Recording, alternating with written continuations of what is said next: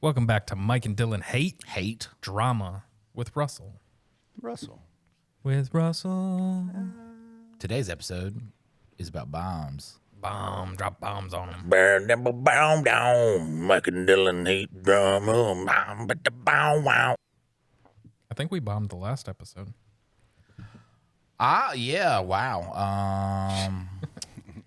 A lot of oversharing. Going on in that episode. I mean, I think the only part that you really overshared was when you were being mean to your dad on...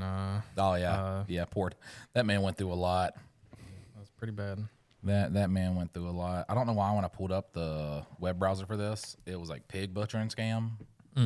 Somebody was looking up a pig butchering scam.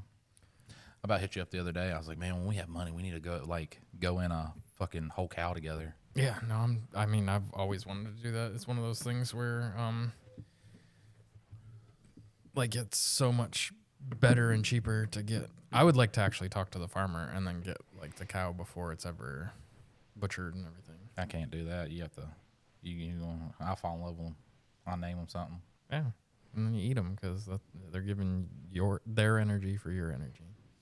Yeah, so today we're talking about an incident that happened in North Carolina. Dylan's going to go into it about a plane crash that happened to drop 2 atomic bombs in North Carolina that luckily did not go off. Way to spoil the ending on it. Well, I mean, we're still here, so it's not that would have been big news. Well, the nuclear bombs then versus now are different too. The amount of energy that a nuclear bomb can put off now is insane. But still, back then, thousands of people would have died. Because when did this event happen?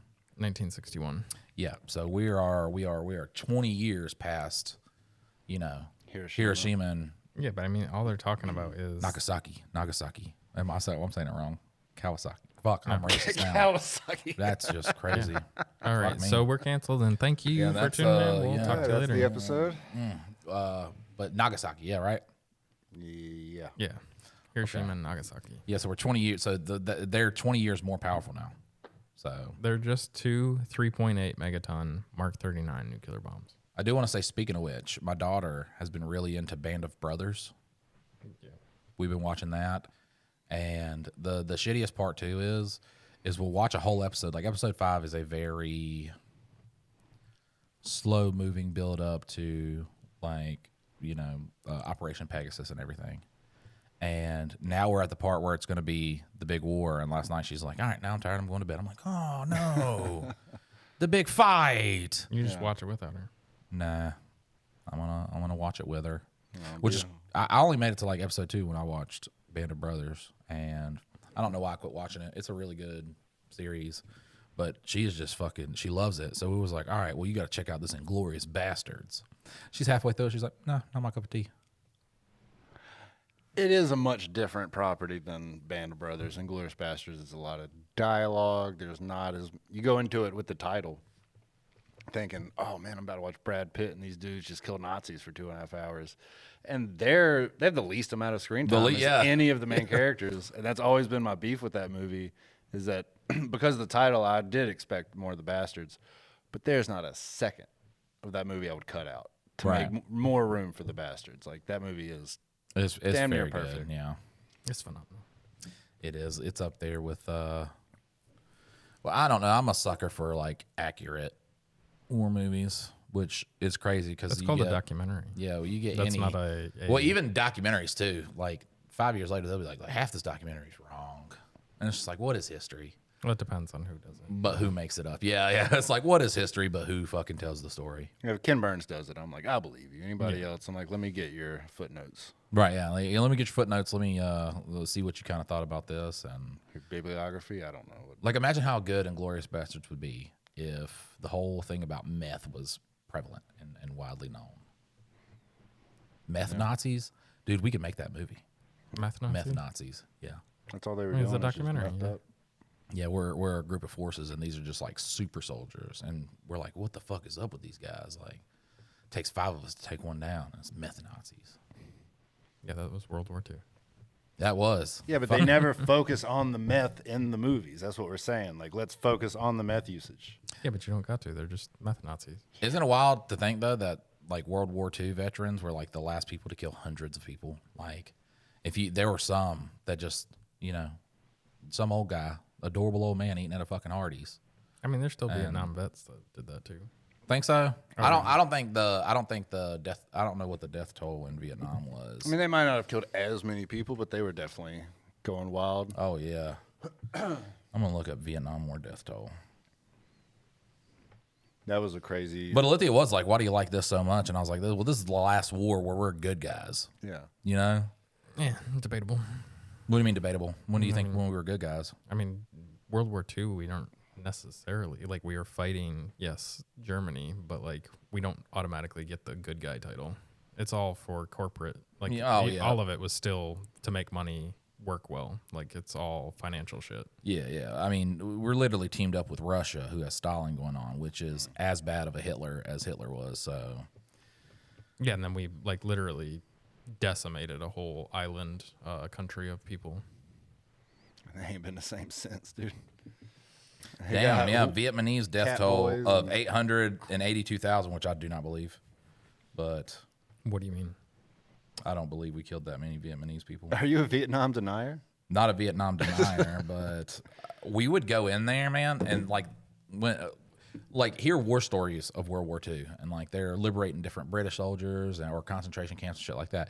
Then listen to Vietnam soldiers talk about the war, and it's like you go in, fucking nobody, and we were dying. Like you fucking didn't see a fucking soul, and your whole platoon was getting fucking wiped out, and. Like, they were like, we were fucking afraid to go to sleep at night because these motherfuckers would just sneak into camp, kill 2 or 3 of us, and go back into the woods. Yeah. Every fucking night. And I really do think this is one of those big, like, because obviously America has a problem with propaganda. Big time. No. Everything that the American government it is tells all you, real. It's 100% correct and accurate. I mean, and we are the greatest superpower that's ever existed, that ever will exist, and we will never, ever, ever, never be defeated. Now enjoy your police state. Freedom. Freedom. Yeah, but it's just like, it does not fucking add up. Any of them talking about it. They were like, if they were like, yeah, we came across this small village. We killed a bunch of women and children. But when you talk about like whole like squadrons, they would fucking...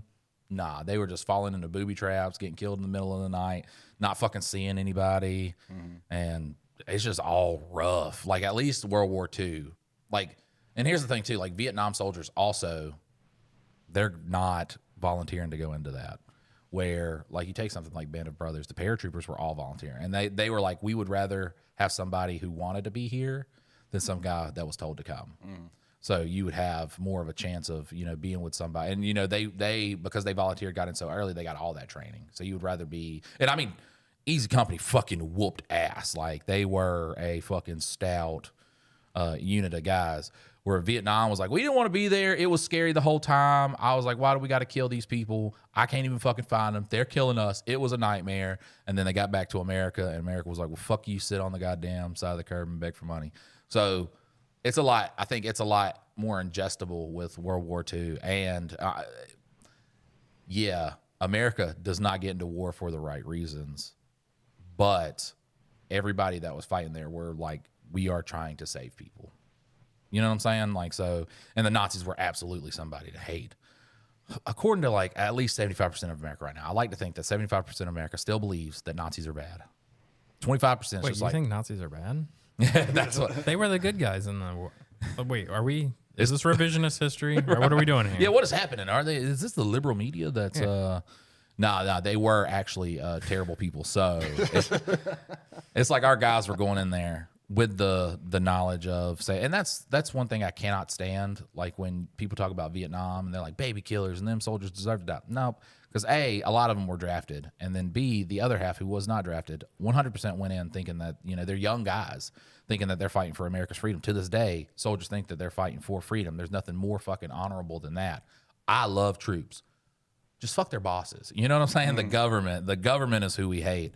And I think once people can, come to that rational, like, realization of, you could be like, hey, I am pro, like, military soldier. I am not pro military industrial complex. Yeah, that's exactly what we all stand for. Is war good, make money. Yes. War good. Yeah, war good, make money, send more taxes to war. Fuck poor people. Yeah. Poor people die. And all this shit about robots and shit like that, and it's like 15 soldiers killed. Why? Why is there not robots? Why is there not drones just out there doing that shit? Like, well, I'm sorry, but like as advanced as we are, like this is the best that we got is go shoot, bang, bang. That's how we solve all of our problems. Bang, bang, bang, shoot, shoot. And obviously with, not to besmirch any of the current actions, but, Iran, we're just crushing it over there. Like we are just crushed it so hard we surrendered and gave them $30 billion. It was like, please just give us some gas again. Winning. Like imagine let's go with like real life terrorist organization. We're not even going to go into how terrorist organizations are made. We're just going to talk about a terrorist organization. But imagine you're ISIS, okay? And you're facing down a fucking huge military platoon and you're like, this is our last stand. Like we are going to fight until we die for what we believe in. That's one thing you can say about a terrorist. They fucking fight for what they believe in. All right? Yeah. And they fight hard for it. They're wearing their... we do not condone anything a terrorist does, okay? They're wearing their motorcycle jacket. Yeah, their work ethic is something to be admired. Yeah. Like, imagine that last stand. And then imagine you're a group of ISIS members, 50 deep, okay? And then you're just surrounded by robots with guns. It's like, I don't want to be here now. Like, this is not honorable to fight machines. Yeah. Like, you don't want to do, like, I just think that we should have fucking shifted away from so much goddamn military spending because honestly, we create the bad guys. Like, we are the Avengers now. Like, we are just like, but who's doing something bad? Iran, they might have nuclear weapons. Let's fucking bomb the shit out of them. But yeah, I mean, the money's being wasted. Like, it literally is going to contracts that are completely worthless, not needed to be spent at all. But it's like in the theatrics of freedom and safety. Fuck yeah, I'm going to be running next episode because they're going to get Dylan while he's going home. Well, no, I didn't say anything about your buddy Netanyahu. Dylan's about to shoot himself 3 times, chop himself up, and throw himself into a river. Yeah. God bless America. Did y'all see where Candace Owens died? No. Candace Owens died? Yeah, so one of Candace Owens' friends posted this long thing about how she just got done in talks with the family and shit like that, and Candace Owens was dead. And then she deleted the post, and Candace Owens was like, I'm not dead. So, of course, everybody on the right's like, Candace Owens is really dead. That is but that's how you turn. That's the easiest way to turn everybody against Candace Owens. Because, Candace Owens did kind of like this face turn. And in wrestling, where it's just like the bad guy eventually over time was just like, good. And I'm not saying that's, because people still get mad at her, but she's not. I don't think you should ever view things from strictly like a liberal point of view. You should view it as like from a human point of view. Well, she's not in lockstep with the people that she used to be in lockstep with. And then all this happens, and now everything she says from now on, the people they're gonna be like, nope, that's a clone because it's all. Honestly, now is a great time to die. I can't wait to die. Like, listen, hear me out. Okay, I'm not suicidal at all. If I suicide myself, somebody suicided me, but my fat ass dies from like diabetes or something or a heart attack, and then everybody's like, "Yeah, what did falafel know?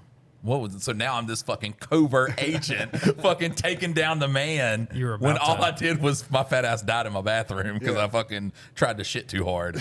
You're about to expose a pedophile ring. There is no more like embarrassing deaths for like people that are even a little bit known because it will be. He was trying to expose Hillary Clinton and George Soros, and they got him.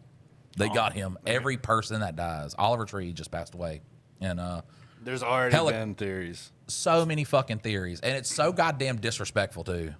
So goddamn disrespectful. Because it was like, he was trying to uncover UFOs and shit like that. Bro was just living his best goddamn life. They would have killed the guy from Blink-182 10 years ago if it would have been because of aliens. They would have killed so many fucking people that are just like, Tom DeLonge. Jewish space lasers, they were real. All this stuff. They would have fucking killed all these people. But not... Like Chester Bennington when he committed suicide, and everybody's like, he was actively trying, him and Chris Cornell. No, the fuck they weren't. They were just band members. They weren't these fucking covert assassins like trying to fucking uncover all this. They were part of the Avengers. Like they were. That's what people do now, man. And it's just like, it's back to the place of we are in idiocracy. In one song, they had mentioned pepperoni pizza, and that was all just code for exposing the elite reptilian overlords about how they like to get pizza and have sex parties with underage kids. Pizzagate with Barack Obama and George Soros, because only conspiracies deal with Democrats. Yeah, no Republicans. No Republicans has ever partook. And that's all fake news that just so happens Grindr goes down when there's happens that to be is a national crazy convention. though. Like if you were in an area with a big Republican convention, Grindr goes down. Just be gay. Well, it's everybody protesting against Grindr, and so they download it just to give people hell about being gay. Exactly. Yeah. They go on Grindr to spread the word of God. They keep swiping right, and then they'll get matched with somebody, and they'll be like, "The word of God, dick, please." Like, we got to make sure they're actually gay. Like, we don't want to accidentally get another like Republican and then we're trying to convert each other to Christianity. So I send a couple dick pics, they send a couple dick pics, I spread my butthole, and then when they're like delicious, that's when word of God. That's like righteous gemstones when they go around to the sex shops and buy up all the dildos. Like they just completely clean them out, but it's like literally the most profitable. Like, yeah, the church is going to come by and buy all of our stock, and so then we're just going to be out for like a month. And the two guys doing it are youth pastors. That's super the best. gay, yeah, super gay, super gay youth pastors. Righteous gemstones was amazing. All right, so on to the topic at hand. 1961, Goldsboro, North Carolina. This is January the 24th. So it's nice and brisk. You can feel the air. January 24th, you say? January 24th. Crazy how that's only 16 days away from January 6th. Oh, yeah. Got you thinking, right? You could say the fucking most dumbest fucking thing, and these fucking knuckle draggers will be like, yeah, no. Starting to make sense now. Did you say aluminum? Illuminati. Yeah, aluminum, Illuminati. See? Yeah. He wasn't really talking. It's all code words, man. Yeah. It's all code words. Rhymes with Iran. That's right. When they said the aluminum can, they meant the Illuminati Iran. Yeah. All right. So, just setting the scene for you. January 24th, 1961. Goldsboro, North Carolina. It's just a quiet, nice, peaceful day. When all of a sudden, out of nowhere, 2 Boeing B-52s Stratofortresses just fly in. What's going on, guys? Like and subscribe. Make sure you are following this podcast. Send it to your friends. Subscribe. And now our demographics just like the 18 and under just we are now successful. So yeah, this fucking plane comes in with 2 3.8 megaton Mark 39 nuclear bombs. All right. It broke up in midair, dropping its nuclear payload in the process. 5 crewmen successfully ejected or bailed out of the aircraft and landed safely. Another ejected but did not survive the landing, and 2 of them were killed in the crash. The accident is one of the most famous broken arrow nuclear incidents of the Cold War. Both of the weapons began their firing sequences upon separation from the aircraft, despite safeguards meant to prevent them from occurring. One of its nuclear bombs was judged by nuclear weapons engineers at the time to have been only 1 safety switch away from detonation, and that it was credible to imagine conditions under which it could have detonated. The other bomb did not get as far into its firing sequence, but became deeply embedded in a muddy field, and one of its major weapons components, the thermonuclear secondary stage, was regarded as irrecoverably lost after an extensive failed effort to recover it. I'm trying to figure out how big Fat Boy was or Fat Man was, and dog, it's all words that I don't understand. Fat Boy? What are you talking about? The Fat mega Man? bomb? Yeah, how many megatons was Fat Man? How many megatons? Which one was Fat Man? That's the one that was on Hiroshima. Nagasaki was Little Boy, and it was 0.015 megatons.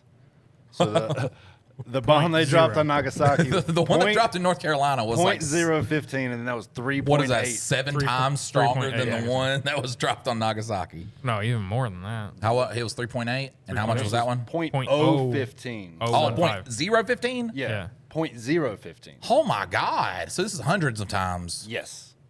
Yeah, so just I a thought you fucking said little- So .50. it would have leveled half the coast. So around midnight on the 23rd, 24th, the bomber had a rendezvous with a tanker for aerial refueling. Why don't you just fucking land at that point? It's like 1961. There's nothing really fucking going on. This is all for exercise, just for fun. Land the fucking plane and refuel it on the ground. I think you answered your question, though. It's all for exercise. Like they're doing it for the exercise. Yeah, So but then what the if they fuck's have going to- on in 1961? Is Nothing's this going on, but I'm saying they don't Iran, know or if something's going to happen in 1962. the They're Cuban Missile practicing. Crisis? Yeah. Is that going around? No. No, I think that's So- the 80s. No, it wasn't 80s. It was 70s. Was it not? Was it 70s? Yeah. I got you. I know. It was JFK. Late 70s was Cold War, right? Late 70s was Cold War. It was no Cuban Missile Crisis was 1962. Oh yeah, 1960. yeah. So you Okay. look at you, Oh. fucking on point, dude. Okay. Don't the- ever question Dylan on his history. No, I fucked that one up because I was saying, what the fuck? Why are you doing this in the air? And then Just I- land yeah. it. No, they're getting ready for the Cuban Missile Crisis next year. All The right. Cold War generally began in 1945, and it lasted until 1991. All right. So That don't seem right. Nope, that's what it says though. Yeah, so that is right, I guess. Fuck me. all right. I love the Key and Peele skit where he's the fucking he goes to his cabin in the woods and he's like, "You're a hard man to track," and he's like, "That's how it's supposed to be." You know which one I'm talking about?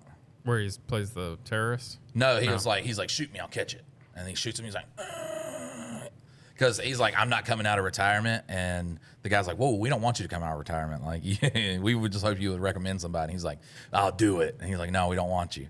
But yeah, when he starts that skit out, he's like, "Yeah, I'm a Cold War veteran," because they did nothing. Yeah, no, I saw a lot of action. So the way that this went down was they tried to hook up to the tanker to the B-52, and in the process of that, there was a fuel leak on the right wing. So the refueling was aborted, and ground control was notified of the problem. The B-52 was directed to assume a holding pattern off the coast until the majority of fuel was consumed. However, when it reached its assigned position, the pilot reported that the leak had worsened and that 37,000 pounds of fuel had been lost in 3 minutes. 37,000 pounds. That is a fuck Fucking ton. lot. Yeah. The aircraft was immediately directed to return and land at Seymour Johnson Air Force Base.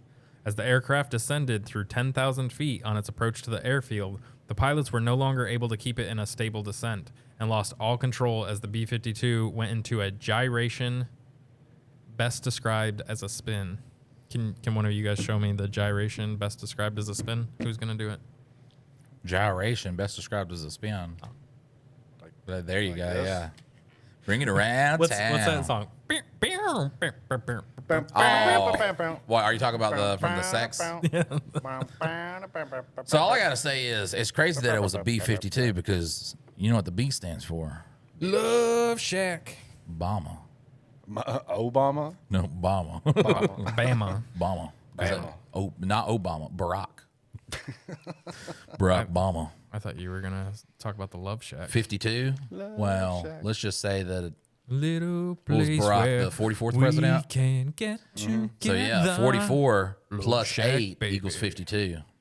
Love Shack, baby, love Makes you think. Shack. Makes you think that George Soros was trying to. Yeah. You Trying put it to all blow the together. cut, yep. Now we're gonna get taken out.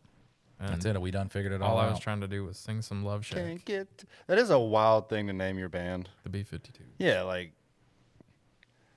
You know what I mean? Like, what were the names of the planes at the World Trade Center? Like, if I were to name my band after one of those planes and then just do like a fun pop love song, Yeah.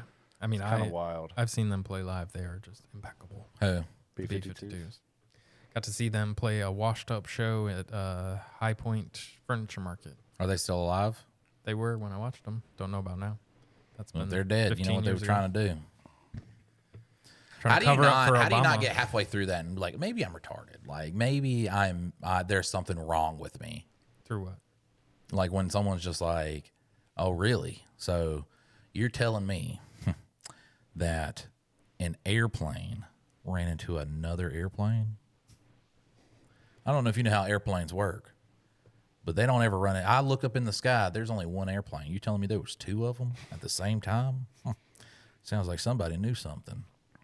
I mean, it is crazy that we kind of like put airplanes on a path that they could like literally just a little bit of distance and there'd be no. Well, that's why chance it's so of- rare. And normally Yeah. when it's like two things colliding, it's like a helicopter who are not on a designated path and usually don't have as intense air traffic control as like a commercial airplane. Yeah. And normally all the airplanes that crash are military and then individual aircraft. But if an individual aircraft and a helicopter run into each other, somebody knew something. It's not that anybody can go and start training to learn how to fly one of those, and within a year they're in the air. Because they were onto something, and they were going to expose it all. That is exactly it. And I'm just ready for everybody to wake up, because everybody's sleeping right now. Sheep. Yeah, they're sleeping right now. They're saying that, you know, because some people will say back in the day, you know, the liberals, they were trying to police state us. Just stay in your house. COVID, just stay in your house. Don't do nothing. The difference is now the reason we're staying in our house for the Republicans and then getting ID'd when we walk outside is because of America. And because you can't be Taliban out there, and you can't be Mexican. And you can't afford to go anywhere. So yeah, and that too. But that's inflation because of Biden. Yeah, that's because of Biden. Yes, you won't see, like, it takes 4 years at least to see a president's it takes at least 4 years to see a president's work, except for Donald Trump's first time in office. We won't see that until at least 30 years in the future. And it leads you back here to me. Like, anything good happens in the next 10 years, that was Donald Trump. Politics. Yeah, it's his fault. So the aircraft ended up spiraling out of control. Everybody tried to bounce out. 2 people stayed with it. They died. One of the guys that tried to bounce out, he died. But then 5 people, they made it. And then the aircraft wreckage covered a 2 square mile area of tobacco and cotton farmland. I'd like to know the political affiliations of the 5 that survived. And about 12 miles north of Goldsboro, the arrangement of the aircraft pieces suggested that several pieces of the B-52 were upside down when they struck the ground. Explosive ordnance disposal teams from Seymour Johnson and other bases arrived on the scene quickly, disarming the one bomb. Seymour Johnson? Yeah. That sounds a lot like Johnson & Johnson. Disarming the one bomb that was easily accessible. Representatives from the Albuquerque Operations Office of the U.S. Atomic Energy Commission were alerted to the accident on the morning of January 24th. A team of scientists and engineers from the AEC, Sandia National Laboratories, and Los Alamos National Laboratories. Yep. It's all coming together. Assembled at Kirtland Air Force Base in New Mexico. Did you say Kirtland? Kirtland. K-I-R-T. Kirtland. If you take the land out and you just keep that K-R-I-T, you know what that sounds like? Kirk. That's right. Charlie. You're on the fucking wavelength right there, brother. All right. So, yeah. Telepathic. In New Mexico. If you stop eating preservatives, you can actually telepath with a fellow human. But this was Reno, what is it? Area 51. That's what this stuff is. Because it's New Mexico. Did you know there was a band named We Are the World Trade Center? Yeah. And on their first album, they had the 11th song on that album was September. I'm playing a character, and I'm joking, but that's a real thing, and that's kind of weird. But no, I mean, they were just trying to make a lot of money off of predicting this like 7 months before it happened. It was like 3 months. It was right before. It was 3 months, yeah. July. There's 2 months. Yeah. July 21st. So it was literally less than 2 months away. September 11th happened. Yeah. So, like, I mean, that was it was fucked up that was Bin only Laden the liberal side that did that, though. Yeah, the liberals. Not the whole government, just the liberal side. Just imagine Bin Laden catching that song on Napster back in the day, and he's like, "Oh, this is a good idea." Yeah, I like it. That's his favorite. The juice that is was flowing. his favorite song? Yeah. He's like, conspiracy. I just fucking banger. Like, the only conspiracy about that is how that wasn't #1 on the fucking Billboard 100. Like, that's the conspiracy, dude. You go back to watch the cave videos, and the song's playing in the background. Well, you know, he'd be playing Grand Theft Auto and shit in the caves, right? Yeah, like, so he was just. It's so funny about people like him or like Kim Jong-un that they hate People America. like him is a rough way to start that one off with, buddy. But I'm saying people that hate America, but then you find out that they just loved our pop culture. Right, yeah. Fucking. He's like, listen, I am all for Afghan. I bleed whatever colors the Afghan flag is. Have you guys ever seen Everybody Loves But Raymond? Rockstar Games know how to fucking put together a fucking masterpiece, dude. Oh, man. That's so fucking funny. I just love how when they got Bin Laden, they were like, yep, we killed him and we dumped him in the ocean before anybody could see it. But Saddam Hussein, they brought him over here and they were like, we're going to live stream this live on Twitch. We're taking him on tour. Right, yeah, taking him on tour. Look at him. All right, everybody, do you have your tomatoes? Like, do you have your tomatoes? That's what they used to do with people back in like when Jesse James died. Like he got killed, like, Jesse James outlaw. They literally took his Put body. that motherfucker in a museum. Yep. They took his body around the country and on tour. Fucking, who is it? The Barnaby, Yeah. What is it? Barnum and Bailey. Yeah, Barnum and Bailey's just like, they walk up and they're like juggling. Like, all right, let me see that body you got there. We're going to take that on tour with us. Yeah. That shit was That's crazy. fucking wild, dude. We should bring that back. What happened during Betty White on 9/11 tour. where they're just like, fucking, I can't believe Afghanistan did this. Let's go to war with Iraq. Because, like, all right, let's say you're in charge. Okay. And then you get, or, let's say one of your neighbors attacks your yard. But you know that the neighbor on the other side tried to kill your dad once. You're going to do whatever you can to make it the other neighbor's fault. You guys are acting like George Bush had any say in it. It was not George Bush. It was literally Dick Cheney and literally all the Rumsfeld and all the people from beforehand that were all part of his dad's cabinet. They're like, we don't fucking like that guy. We want to go for him again. And so they But guys, what if, like, I hear what you're saying, all right? But what if, like, we didn't go to war, or we just put all of our recruitments into looking for Saddam? Like, with that, we could do that instead of starting this whole war. Maybe we can, not Saddam Hussein, but damn Osama bin Laden. We just go after him because he's the whole face of it. And they're like, no, we got to attack this other country. He's like, why? And then they're just like, because, buddy. Reasons, okay? We sold them a bunch of fucking weapons. Yeah, they could have nuclear weapons. He's like, oh, and nuclear weapons, when they explode, it's a big explosion. He's like, oh, how big? It's so big, George. It's the biggest. It's boom, and everything, blah, blah. And there'll be no more cocaine for anybody else. And he's like, God damn. All right. do it. Yeah, write me up a script. I'll go out there and kill the people. Okay. Well, the funny thing is it's exactly like kind of what's happened with this newest excursion that we've been on is I think it was like 2 or 3 weeks into Operation Iraqi Freedom. It's like mission accomplished, victory on an aircraft carrier. Mm-hmm. Fucking 20 years later, we're still in the same place, still doing the same shit. But it's like, 2 weeks in, we're like, we won, victory. Yeah, it's don't you forget about me. And then the little captions pop up. And they were still there 20 years later. Like, yeah, this actually did nothing. Oh, God. America. And it's funny because all the fucking people from like Desert Eagle and shit like that, they're like, fuck, Desert man. Storm? Desert Storm, Desert Eagle. I thought of a gun. That's a gun. But yeah, from like Desert Storm, they're like, and we're fighting the Iraqis. We're back and again? like we're in Saudi Arabia. We thought these guys were like friends. And it's like, nope, not now. Nope, they done got with the bad guys. Cause boom, the bombs. They got the big bombs. Fix the big ones. The biggest ones ever. The biggest ones you ever seen. And then, bro, I believe that wholeheartedly. They got nuclear weapons, even though we just bombed them last year for their nuclear weapons. Well, so they weren't couldn't do saying nuclear weapons. They were saying chemical weapons. Are you talking about Iraq still, or are you talking about from Iran last now? year. Yeah. Oh, yeah. Iran, technically, yeah, we were saying that. But back in the day with Iraq, it wasn't even nuclear. It was just chemical weapons. They would say weapons of mass destruction, which leads your mind to think nuclear, but it's just anything that could fuck up a lot of people. An automatic rifle is deemed a weapon of mass destruction. I mean, if you're in a big enough crowd and you just go... Yeah, I don't even have to aim this. Yeah. Craziest song by Eminem ever. What? His little thing on the Vegas shooter. That was a fucking weird ass song. He made a Vegas shooter song? You've never heard that one? Bruh. You said Eminem? Yeah. No, don't play it because we'll get... I know, but I'm going to look it up so that I can play it afterwards. I'll read the lyrics. Here we go. I want to find the rhymes he does in this. Vegas shooter. Well, it's all I'm like a pooter. Yeah. Lame ass goofer. Eminem, Vegas shooter lyrics. Vegas shooting lyrics. It's called Darkness. Yeah. All right. Eminem, Darkness lyrics. All right, here we go. I don't want to be alone. I don't want to be.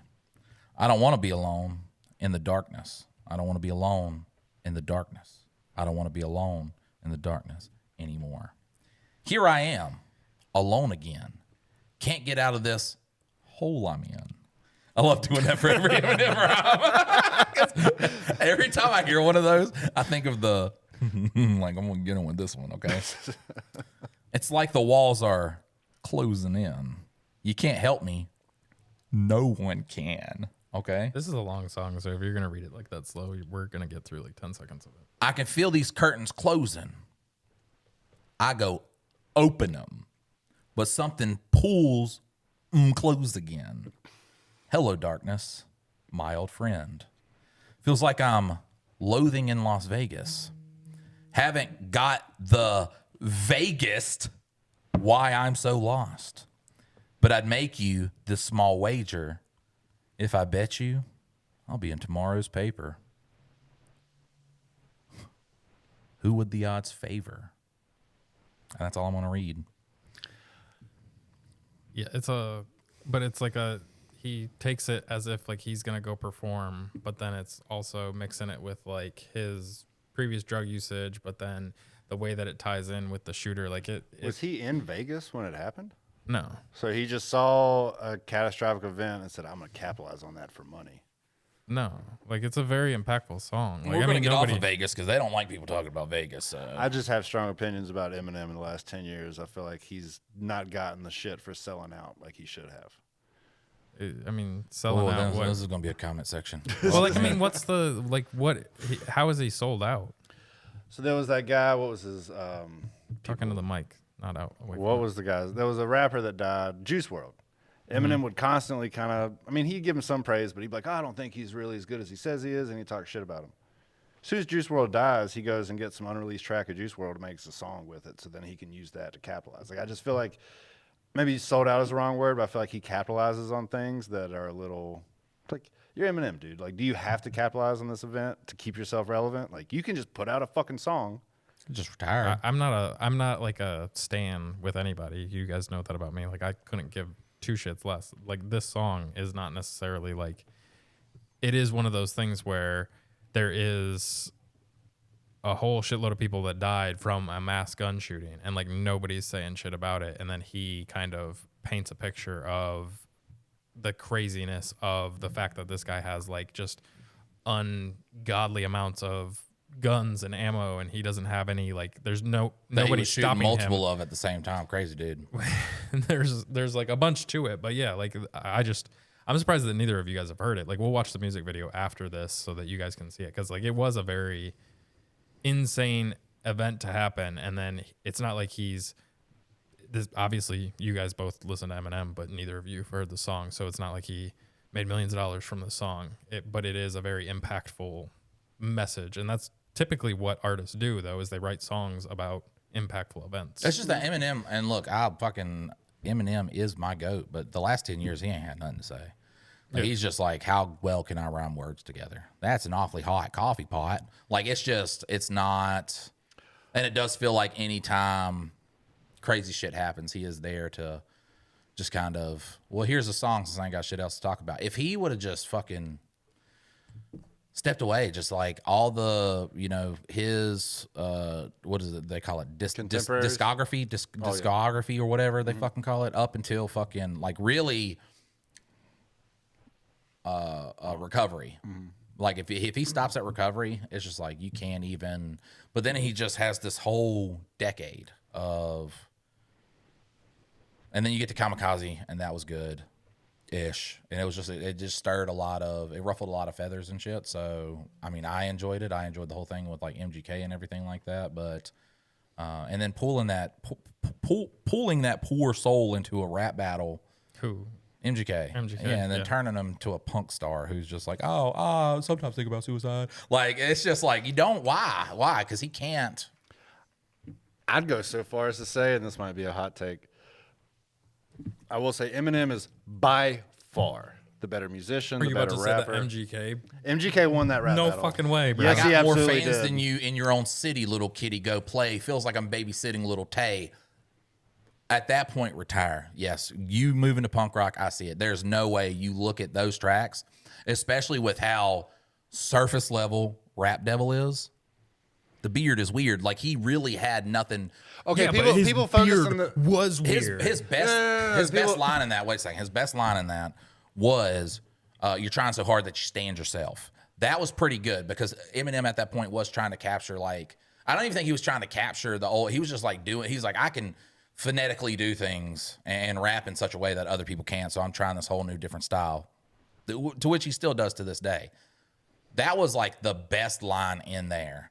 But I will give you my flannel, because as long as I'm shady, you're going to have to always live under my shadow. Bro, what the fuck? No, like there is in no world where MGK won that. That shit was corny. When he said shady shadow, that was corny as fuck, I think. Because as long as I'm shady, you're going to have to live under my shadow. That is a, like... I just, like... There is no... That's an example of a double entendre. Well, yeah. That doesn't mean it's not corny. MGK did not have a singular one of in... It's the difference between when Pusha T fucking disses Drake versus... I want to hear Russell's version. Yeah, we got to hear this. How is MGK the winner of that? Lyrically, yes. I'll say Eminem, if you look at Kill Shot, now that was the first one. So what else are you doing in a rap battle besides lyrically battling each other? If you look at the one he did that started it, what was it called? It was Not Alike with Royce the 5'9". He destroys MGK on that track. MGK comes back with Rap Devil, and maybe he's not as poetic as Eminem, but the things everybody focuses on the beard is weird. Because it's dumb as fuck that you let that. Yeah, but he's starting. He's just like, your beard's weird. Like, he's just saying something. Like, to me, they use that your line. Beard is weird. He does say your beard is weird at the beginning of the song. Mm-hmm. But because he made one little bullshit thing, and then everybody negates the rest of it wasn't worth permission to read Rap Devil. He's talking about. Thank you. He's talking about how Eminem, and I'll get on this about Eminem in a second too, because I wanted to bring this. Who better to break down hip hop than three white guys? Right. Exactly. He's talking about how Eminem. He's talking about how Eminem can't take a joke. And he ran to Diddy, and he ran to these other radio shows that he has saying you're going to fuck my 16-year-old daughter is not a joke. That is, look, you'd be like, I was saying that just in a funny way. And it's like, nah. But when you're Eminem and you built your career off of talking shit about other celebrities, and that is what you became famous for, and then you get all in your feels because another dude's talking shit to you. Well, get in your feels or make a diss track. Like, that's not get in your feels. That's literally the name of the game. Like, that's what they do is battle against each other. I mean, fucking Drake and Kendrick did it for months on end. Like, so, great. Yeah. So, like, get in your feels. Were they in their feels? No, they were answering back for something that was said. And MGK did say something about Haley. And so that's what stirred in Eminem to just fucking come and say something. And in that, he smoked it. Like, imagine Kendrick starts off with Euphoria with Drake is fake. You'd be like, uh-oh, this is not. Listen, I say that. Get some of the bars there. All right, here we go. Hey, somebody grab him some clippers. His fucking beard is weird. Tough talk from a rapper paying millions for security a year. I think my dad's gone crazy. Yeah, Haley, if you were the biggest star in the world, would you not pay for security? Dad's always mad, cooped up in the studio, yelling at the mic. Now, understand, this has not been... Eminem has not been yelling at a mic for, at this point, we're like at... He released a whole album 3 days before Rap Devil came out. Yeah, but where in Kamikaze is he yelling at a mic? He's not... Because he's talking about the emotion that Eminem used to have in fucking... like at the end of White America and like Mosh Pit and stuff like that. This is not... No, because the entire album... I like this line. About to be 46 years old, dog. Talking about, I'm going to call it a trick. You sound like a bitch. I love that one. Just because that's like one of those just funny ass fucking things you could say to somebody. Yeah. And it's so... It's like kind of like so... The insult's so dumb, but you can't come back from that. Like a fat guy's got a leather jacket on, like, you walrus built bitch. Like, it doesn't, like, he doesn't look like a walrus. He just has a leather jacket on, but it's so fucking funny. Yeah. Because kinda. And then, all right. Man up and handle your shit. Mad about something I said in 2012. Took you 6 years and a surprise album just to come with a diss. Homie, we get it. We know that you're the greatest rapper alive. You never say that on a diss track. Fucking dweeb. All you do is read the dictionary and stay inside. Got him. Fucking rap god, I'm the rap devil. Come barefaced with a black shovel. Like the Armageddon when the smoke settles. His body next to this instrumental, I'm saying. And and then we got a chorus. I'm not going to read the chorus. It's the Diddy line for me. It's the whole thing of Eminem has built his career on trashing other people. Then somebody trashes him, and if his only response is, all right, I'm going to write a song about you, that's great. That's how you should respond. But if your response is Eminem is to go around and try to talk to radio shows and try to talk to these people to not put MGK on, but that's whack. Dude. That's all hearsay, though. None of that stuff is documented, like that Eminem that he legitimately went to him and did that. That is what MGK is telling himself about the way that things went. Like MGK is not. Who's that? Paul Rothstein? Yeah, I think that's his name. I don't know. Yeah, but the thing is, too, also is that the only reason, and you can tell this from the biggest thing in Killshot, is that Eminem pulled MJK in for MGK to do a diss. He did the diss back, and in that same diss, called out Diddy. Who? What? Killshot? Yeah. Yeah, and at the end of Killshot, he goes, oh, "I'm just kidding, Diddy. I'm messing with you." Like he doesn't call him out. He pretends to call him out. Listen to any other Eminem songs? yeah. Whenever he says like, "I'm just kidding," it's not just kidding. Like it's for real. That's a cop out. What was it? How's it a cop out? Because you talk shit about Was somebody. Was it in White America when he goes, "You know I'm playing," or "I'm just kidding. You know I love you," and he's obviously being facetious about it. That's just not how it came off to me in Killshot. Yeah, no, that was absolutely a 100%. Just because he said that at the end, everybody knows that's the facetious thing he says when he actually meant what he said in the fucking Diddy thing, in the Diddy diss. No, I agree to disagree. I just do not think MGK is even in the same. No, he's not. World. That's what I'm saying. MGK. That's why I was trying to preface this, and y'all cut me off. Eminem is. Hey, this is our show. By we can cut you off. far the better artist, the better rapper, the better lyricist. There's one MGK song that I like. It's Mind of a Stoner. That's the only MGK song he ever put out other than Rap Devil that I liked. In that specific rap battle, I feel like Eminem was like, oh, yeah, I can rap better. You know, I know it's a rap battle. And you go, I can rap better than you, so I win.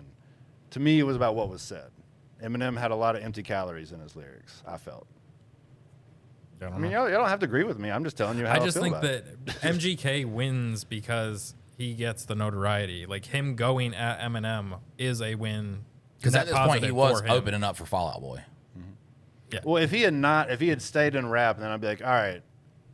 The fact that he switched genres, I'm like, all right, you let yourself lose. Well, yeah, there was no win in that anyways. Like he was gonna get swept. Yeah. He's a pop artist. Like he does whatever it can get him famous. Like he is completely for whatever poppy thing will get him to the next level. Because you got to think like all of his disses with like Eminem staying sheltered and shit like that. That's literally because of how rich and famous he is. Those are also the things I don't like about modern Eminem, though. It's like kind of what I was just saying about that. Like Eminem built his career off of talking shit about everybody, and now anytime somebody talks shit about Eminem in public, he's doing interviews about it. He's writing songs about it. It's kind of like if you're gonna make your career and all your money off of talking shit. Plenty of people shit on Eminem, and he's not responded. Not that many people have said, you know. And also too, and here's the thing. He called Tyler the Creator the F slur just because Tyler didn't like one of his albums. Eminem dissed him because fucking the Tech Nine song with Machine Gun Kelly. So it wasn't like Eminem just waited all this time. MGK then fucking alluded to what was going on with Eminem. Yeah. So that's the reason why. And I'm pretty sure he states in it, Not Alike.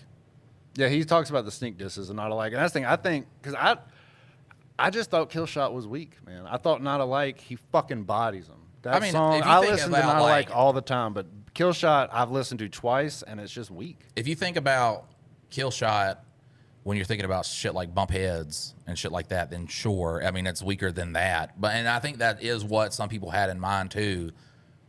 But also it's different now because Eminem is pretty much this like, I'll release an album when I want to, focused on family life, doesn't really go out in the public and do a fuck ton of interviews and shit like that. So, and I'll tell you, I have not been a fan of Eminem I'm not a fan of his work for like the past, whatever. After Killshot, it did get a little bit, not Killshot, but after Kamikaze, it did get a little bit better in my eyes. But well, so my thing against like what you're saying about like him basically just trying to like rhyme everything together, like making it the most intricate, like That'd be like saying, Tom Brady being the best quarterback that he can be. Like, he keeps learning new ways to play the game and play at the highest level. Like, that's what Eminem is doing. Just because you don't like the same music, like, he's not the same musician that he was 20 years prior, but he has gotten this much better at the skills that he values, that he wants to do. It might not be for you, but that doesn't mean he fell off. That doesn't mean, like, it's just simply. I didn't say he fell off. He was probably more popular than he's ever been. But he's not for you. Like, that's the thing, is, like, people that don't like Metallica after, like, Saint Anger or something, like, that's a choice that the band decides which direction they want to go to. Well, I mean, objectively, he's saying nothing in a whole rap where he's saying more words than he has ever said. He's saying nothing. Like, there's no substance that you could take from that. There is no anything about life, anything like that. It is, I am the greatest. Lyrics coming at you at supersonic speed. Like, it's just nothing. It's a technique. It doesn't have to necessarily, like, not all of them, like, me and Russell were talking about it earlier. Like, Tupac has songs that he's just like, yeah, I'm the fucking greatest, blah, blah, blah. He has those, and then he's got Brenda's Got a Baby. And then he's got fucking, California Love, which is just, yeah, party, drink, we'll have fun. And then there's, Dear Mama. Like, there's all kinds of, like, you don't have to always do the super heady ones to be a great artist. Like, you can choose to do a feat of skills. Yeah, but when the whole album's like that, it's just. I think the difference is, like, are you technical, or do you have something to say? Or do you have an emotion, a vibe behind it? Like, you look at, like, certain metal bands. We're getting hurt in this comment section. God damn. You can see. No, you could just, with certain metal bands, it's like they are playing technically great. They're hitting more notes than anybody's ever hitting, and they're really, they know their craft, they know their instrument, but is it unique? Is it fun? Is it interesting to listen to? It's like when you showed me that one band, and I was like, fuck, that's, like, really good. And he was like, yeah, but everybody sounds like this kind of, you know what I'm saying? And there's nothing that's, like differentiating and unique about it. Eminem kind of did go the route that, like, Tech Nine was at, and fucking Twisted and all them were fucking doing, where it's just like rapping fast, saying a bunch of words, and then there's no real. Because on the technical side of it, Eminem is one of the greatest rappers ever. He's the greatest on the technical side. Yeah, and I'll agree with you. And if you look at his first 10 years, that's some of the best material anybody's ever storytelling too. Yeah, so in the first and his first 8 years as an artist, his storytelling is unmatched. Sounds like Tupac and shit, but. And eventually you just run out of stories. And like Immortal Technique. Well, then also you get super famous. You don't have any more struggles and shit like that. That's why he could have literally stepped away after, recovery and just lived his life, and then he would be in that GOAT status. But then when you're able to point out now how as many just not good albums versus amazing ones, then. Yeah, but why, like, that is his fucking thing. That's his thing. He makes music. And so, like, why stop making music just because you're not making the music that people like? He doesn't have to do it for the money. He's doing it just to do it. I'm not saying he's got to quit making music. It's just not. Yeah, no one's saying that. But well, it's that's just kind like, of what you're getting at. You're like, well, you just stop after recovery. No, like he's just I'm saying making how music. he would be viewed if then. I'm not saying you should stop. Yeah. I'm just saying, like, now you do have a lot to point to when it's just that you don't like. But that's not like him starting isn't what, like, he is doing something for himself. Like, it's like people comparing Dave Chappelle's Killing Him Softly to his most recent, like, special. Like, his specials now aren't for him to try and get famous or do anything big. Like, he's just literally doing it for his love of the game, and he doesn't give a shit if it's the best special or everybody pans it. Like, he doesn't really care. He's just doing it because that is his thing. And so like, this isn't me defending Eminem. It's just his shit now isn't for you. It's for him.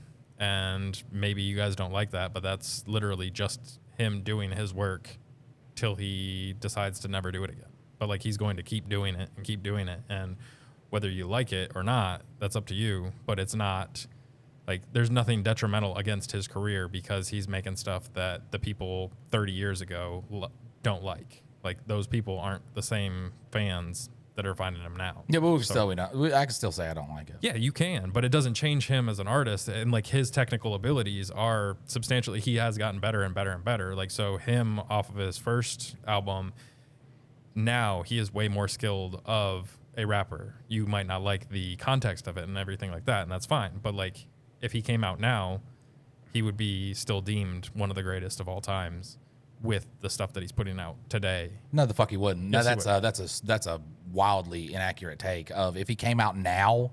Like if he came out the intricacies now, of what he's putting together in his rhymes, the stories that he tells, and the way that everything kind of, he wouldn't be famous. Double, he would triple. not. He would not even be. He would be at the. I think he would be at the around the Tech Nine level. Maybe. Yeah, he would be. If he came out today with the music that he makes today of no substance, with every other rapper arguably doing it better than he, because I mean Tech Nine is really good at the fast rapping of no particular substance.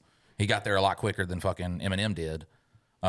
He would not. He would be underground at best. Well, he might be one of those, like you said, underground, where people are going, "Oh man, if you like this, check out this Eminem guy." And it's the guy where everyone in the underground accepts. Because I do agree that is how he would be viewed, but he wouldn't be famous for it. He would be viewed in the underground sense of like, "Oh, this guy's fuck." Like I was telling you about Hobson, earlier. check out Eminem. Yeah, there's this guy named Aesop Rock, the white rapper, and he's proven through an algorithm to be have the broadest lyricism, the broadest vocabulary, and not only all of hip hop, but throughout literature and all these things. And he's been around since like 1999, and he's never hit it. He's in underground circles and rap circles. People go, "Oh yeah, Aesop Rock is." Yeah, one I'm of the saying an artist lyricists. can change, and a lot of Eminem's fame today is his defenders from when there was the teen angst, and he came out with. Fucking My Name Is, and the phenomenon that is My Name Is, when it hit, that is like if you get a song that big, usually that artist falls off because they could never have a song that fucking tops that. You know what I'm saying? And he kept fucking plugging through it because that was kind of like the feel of America. Then it's the Stone Cold Steve Austin. It's the we're not this buttoned up fucking go to the office, keep your mouth shut type of fucking culture going on. If today Eminem came out with his newest shit, like I said, at best, he would be underground level. And that also, too, is just also a fucking view on how the music industry is. Well, yeah, I mean, it's a lot easier to put your music out there, so you're in a larger sea of people. Well, it's the type of music that's popular now, too. And I mean, you're not going to make a teenage girl go do this with an Eminem song. No, you're not going to do it. That Wolf Mother band doesn't, like, I mean, you didn't make Teenage Girl. Like, that wasn't, he got it. His fame from, but we're talking about today, the way you make it today. But it's always been like, I mean, the reason, like, technically Eminem beat that because he was in the teen angst of young men that loved like new metal and all the other things at the same time as him getting famous. And so like he kind of rode both those trains, and he made bops that could be danced to. But overall, like, it wasn't the girls that got him famous. Like, it was the guys that absolutely loved Eminem that kept standing him in that time period. Loved Eminem to this day. That man has not made one bop where you can dance to it. The fuck he has. What song?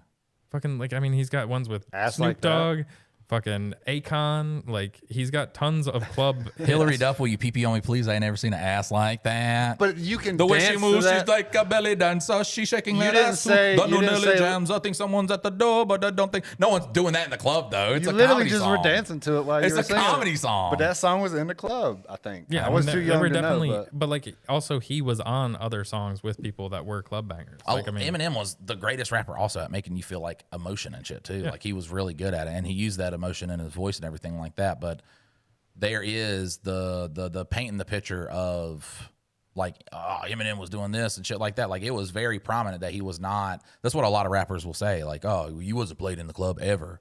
And then he even had a rebuttal to that. Is like the only reason that your music still plays in the club is because you still perform in them.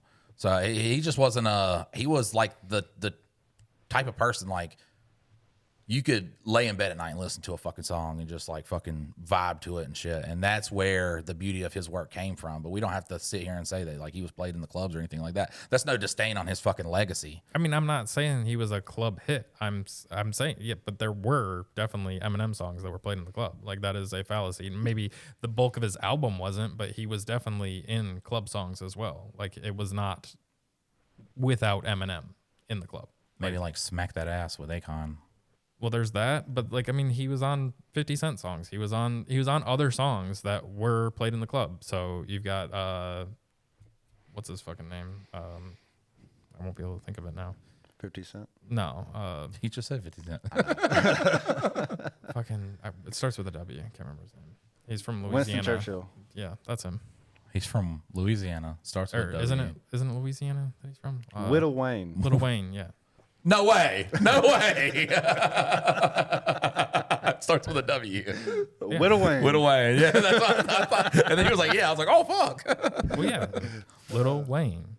Starts with an L technically. But. No, it doesn't. No, I get it. The little is just. Yeah, there's little boy, little baby, there's a thousand. There's little But it still's the beginning word. No, because if I said it starts with an L, you would have had 47 other lils to go through. Yeah, but when you say got start to with a W, it would have been like Ludacris. which I guess I did. Yeah. That's Lil Wayne. You're right. Yeah, W.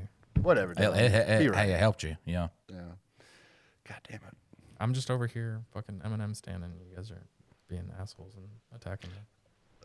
I feel like it's you weird. Like MGK, and you think MGK wiped the floor with? I just said I thought he won that battle for calling out Eminem, but it's also that's my bias because that's the thing I don't like about Eminem. I still love his music. I still listen to him, but the older he's gotten, it's not even losing touch. He's just like, I don't like when people say this about me, and I haven't won any awards. It's like, well, get the fuck over, dude. You have at the same time, like academics and all them are just saying shit to get a rile out of people, to get engagement and shit. So I mean, yeah, like saying you're never going to be anything in a fucking rebuttal to that, sure. And I mean, if you look at Not Alike and everybody he's dissing and shit like that, and fucking, he does have, because people do just bring his name up for no reason, just to be like, no, I don't think he was the best. See, I missed. He's not in my top 3. I missed the ICP battle. That was the greatest. That was not Slim Anus. Damn right, I got a Slim Anus because nothing goes in it. Like I don't get fucked in mine like you two little. Bro, when I hung out with them fucking Juggalo guys, man, they would be like, Eminem. They fucking fuck Eminem. And I'm like, really? Because I've listened to a bunch of songs y'all played, and they all sound like garbage. Little children, like fucking coming up. Like if you were like, Mike, in 3rd grade, your class, you got to come up with a rap. That'd be Netting Game. And like the biggest fucking ICP hits we would come up with in class. Just phonetically.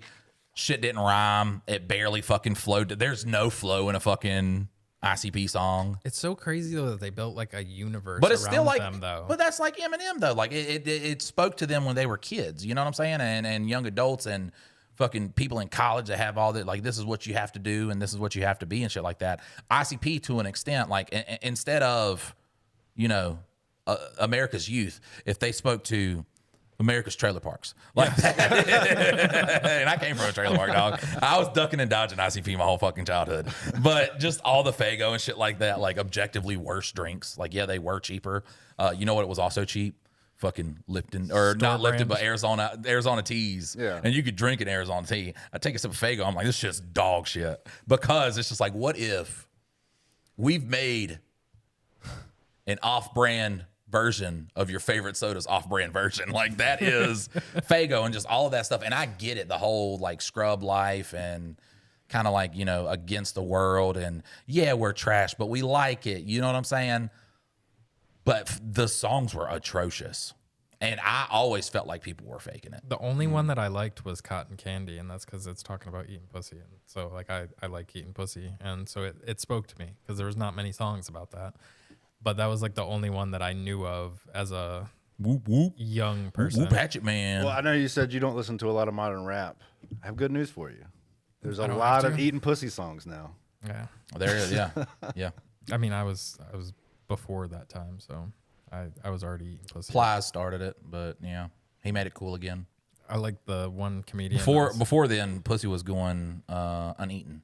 The one comedian, he's like, you know, all these girls talk about it in their songs, like, yeah, it's so sweet, so juicy. He's like, I think I'm about to eat like, you know, like something delicious, like a Welch's fruit chew, and he's like, I lick it, and it's like licking a 9-volt battery. Well,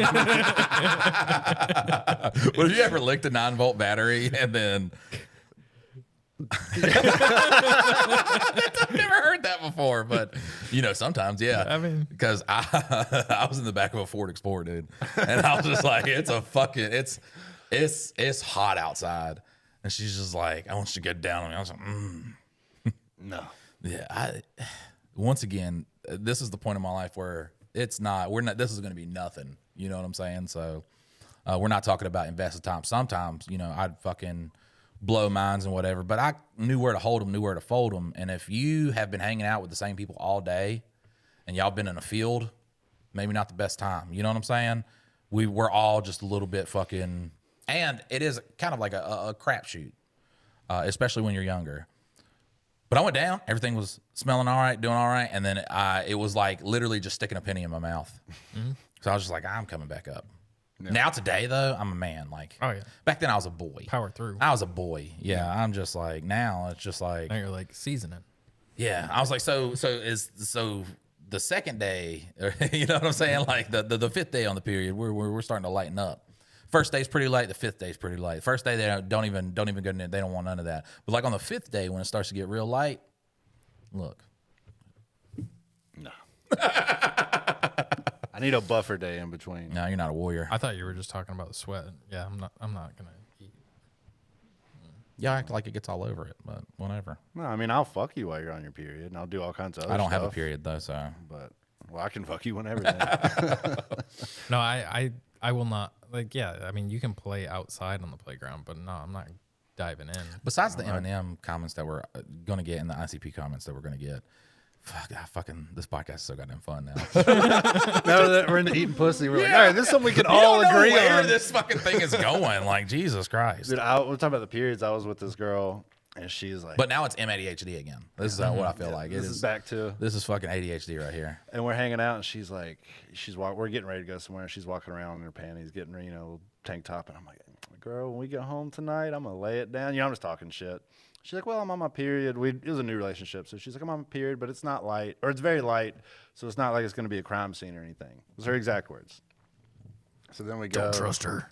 We go to have sex. Don't believe her. And at the end, I mean, it was fine. Everything was cool. It wasn't like it was everywhere. Were lights off? Lights were off.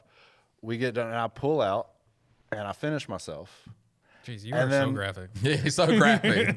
He leaves nothing to the imagination. Because it squirted like onto her ear, a little bit in her Just eye. wait. And as it's throbbing in my hand. Pulsating. Right, yeah. But these are important details, unfortunately, to the story. Balls hugging my gooch right now as I squirt my load out of my cock. So I finished myself, and I have to re-say it. So I have to finish myself off. I don't like finish myself either. No, I get there, then I like put my hand on the bed. I'm just like, whew, you know, brace myself. Then we get up, we start putting some clothes on. We're gonna go outside, smoke a post-sex cigarette. Turn the lights on, look down. There is a perfect, like zombie movie, bloody handprint on the bed. Well, yeah, you should have known that. Well, look, man. He was like, "No, she's really." You never use that hand to brace yourself. Like Dude, there wasn't a lot of options, man. I don't have any lower body strength. I needed to. And who doesn't grab a towel when you already know that there's going to be some mess to be made? Just preemptively have that hand towel there. I'm not as smart as you are. I'm just in the situations I'm in, and then I deal with the outcome that happens. My favorite is the crab walk afterwards, like, where she's like. Oh God! Let me go get you a towel. Yeah, very, very graphic. We have earned our explicit rating now. Do you remember the Donald Duck getting a blowjob thing from back in the day? Mm-hmm. Oh wow, that is fucking. Wasn't Goofy there? You just. I can't do a Donald, but you're just right there. I'll go get you a towel. I'm trying to do. I can't do it. I'm trying to do meat one. Gosh, do right now. I'm busting my load in you, Donald. Oh, now we're sued by Disney. Oh boy, I was in the corner watching. I can't do a Mickey Mouse. Oh toodles. I don't do any impressions. Man, you can do anybody can do it right. The only one I can do is from Aquatine. It's the episode where they cut their dicks off. Don't remember that one. You haven't seen that one? No. Carl gets like you get a cup. It's like, rip the thing off for a special prize. And the special prize he gets is that these things are going to come rip his dicks off. Because they're like, we're going to cut off your dicks. Adult Swim. We have our dick machine. Really? Remember the Moonanites and the fucking aliens? You don't remember the Dick guys? I don't. It's actually called the Dickisode is the name of the episode. I have them all. Yeah, Balloonenstein was Aqua Teen Hunger Force. Balloonenstein was like one of my favorites. When did Aqua Teen Hunger Force come? I'm pretty sure I was like 2002, 3. Yeah, so I was like Or one, You're maybe? a baby. Yeah. It was one of the original Adult Swim shows. I was like 9 or 10. I was very young when it came out. You remember back in the day when we first started this podcast and we just would read some random Reddit stories in the mix of this? Yeah, but this was the base of it. And I think this is where... If we can keep it like, going. this is going to be nobody's cup of tea, but fuck it. I love it. Like, it's just, we can talk. And Eventually, people are going to like it. Maybe we could just convince Russell not to give us like all the details of his sexcapades. Like, just a little much. Like, a little much. Bring it back just a hair. What? How else was I supposed to describe that my hand got bloody? Now, y'all think about what Dylan's saying. Well, Dylan is pretty, because cunnilingus training, that episode, Dylan was just like, please stop, Mike. Yes. At any point, you could stop this and we could just move on with our lives. It's okay. And then it turned out to be like one of the most like well-known episodes. Well, we've also done it like probably 15 times talking about it. And then Mike goes into detail again. Well, that's my thing is as soon as the topic of, maybe I'm on the spectrum, as soon as the topic of sex gets brought up, I'm like, open game. And then I start talking and people are like, whoa now. And I'm like, I didn't know. Like, to me, nothing I said was too far. But right. As soon as I was like, oh, I was jerking it, y'all were like, whoa now. But I'm also not used to being on a podcast. We've never once talked about sex on here in that manner. You ever had threesome with crackheads? Not with crackheads. I mean, technically I was raped, but you know what I'm saying? Like, it's all about how you view life. I mean, could it be rape if you were like, if they were all fucked up and you were That's fucked how up? you know you ain't got good. No, because the big one was trying to, and look, there are absolutely beautiful big women out there. This was not one of them. Damn she right. had stick figure legs, and then she was literally built like the Sega version of Dr. Eggman. and she made so many innuendos, gestures, everything, and I made it clearly stated that I did not want any part of it. And then I was like fucked up on like somas and pain pills and stuff like that. And I guess we ended up all doing it. The other girl, she was real small, but she didn't have any teeth. Mm-hmm. Yeah. So, and I wake up in between them, my stepdad comes in there, and he's just like, I think I had to go to school or something. He's like, you gotta come and go to school. So I'm like, man, this is like very embarrassing, and I didn't like this at all. And then he was just like, yeah, man, he was two bitches in there. It's like, what the fuck, dude? Didn't you say like two beautiful women? Well, I think once you hit two, it doesn't matter what they look like. He's just proud that you bagged two at the same time. Like, I'm just glad he's not gay. And The thing between the is, two of them, they I had a had full set of brothers teeth. there, friends there, nobody that stopped him. And I'm like, what kind of shit is this? They were all dreaming. And it's they like, were oh, you. Mikey's always fucking bitches. Like, this is just another. No, it's not. No, it's not. I am a little bit selective, buddy. Like, I have Nah, standards. I said no a bunch of times. they've Like, not seen those standards before. And with enough drugs, the standards go away. Standards are overrated. I just like to have fun. look, I'm all for fun. Okay. I am all for fun. But when you're hearing the meth stories of people on meth, you know what I'm saying? That's where you were like, well, maybe they was off. No, the meth is a different kind of fucked up. Like, they're very alert to everything. I've literally only been around one person that was on meth. That was the only time. When was this? A buddy of mine. So my sister used to throw these reggae festivals, and one of her friends that we'd go visit, he just, I took the crazy girl up there, and we were hanging out, and he's like, yeah, do a little meth yesterday. So, like, you're driving me around right now? Did you sleep last night? No. No, he did not. Yeah. He was like going to continue on for like the next 24 hours too. And I was like, oh, he's like, I don't do it often, like twice, 3 times a year. Yeah, I don't know. It's not one of them, like, you're at the club and like, hey, girl, you want a little bit of blow? Just do a little You want meth. to smoke some weed? Yeah. You want to hit up some fucking... You want to go chase the fucking dragon in the bathroom? Ruin your fucking life. You want to get the most addictive. You want to smoke the most addictive fucking substance and then lose all your teeth, get lesions on your face, and fucking just fucking shaking back and forth, jaw jacking in the fucking club, and just like, man, all these bitches are looking at me because they're terrified. Yeah. They're terrified. I'm terrified, dude. Yeah, I had a buddy when I was like 15. He like, I didn't hang out with him at this point in time. Like, his dad went to jail for DUIs, and he broke into his dad's room and got into his stash, and he thought it was cocaine, and he did a line of it, and it ended up being crystal meth, and so he was up for like 3 days. And I was like, yeah, that's not. I wouldn't just be snorting random shit out of your dad's bedroom. And he got his ass kicked by his dad when his dad got back up. I remember when I met my sister and her new boyfriend. They met in a weird way. It was like they were having a threesome. Remember the Scott guy I talked about? He was with my sister, and then they all were like doing it. And then I think him and Scott did it. I don't fucking know. I don't. They were open. Try to absorb what happened during this whole thing, but apparently, like him and my sister are together, and I think he's gay. Like he just comes off as very gay, which live your life. But you could just be gay, dog. Like, yeah. But also, he's going through like a real Jesus phase because he quit meth. So fucking hell yeah. Does painkillers like a motherfucker, but he quit meth. So kudos to him. But I remember fucking hanging out in my sister's, like, it was a house made of other houses. That's what it looked like. It looked like an amalgamation. It had no real power. Like everything was like drop cords and stuff like that. So it was weird. But I fell asleep there one time and my throat was infected the next day. So I was just like, yeah, not doing that again. But it was, yeah. So I remember meeting him for the first time, and he had some friends there. And I'm sitting down, and I mean, they're like fucking talking about stuff. One guy's like fucking, he'll twirl his hair, and then he'll like pull it out, and then he'll fucking play with it, and then he'll throw it, and then he'll fucking do it again, and fucking. Jesus. Yeah, super weird. And then that guy's just like, hey, yeah, I'm like to be open about everything, but we've been smoking meth. And I'm like, yeah. I could tell. Yeah, what? Like, I'm glad you guys are not sober right now. Like, actually, I don't want this to be how y'all act in like IRL. So, meth's one of those where I'm just like, I would never. It's because I have the tendency to get addicted to stuff. I'm not stupid. Crack and meth, dude. Those are two. That injecting heroin. Yeah. I had an ex's boyfriend. My ex's brother. We went to his house to just smoke a blunt. And he's like, hey, man, why don't you take this? And he offered me something almost looked like a fucked up pill. I was like, well, what is it?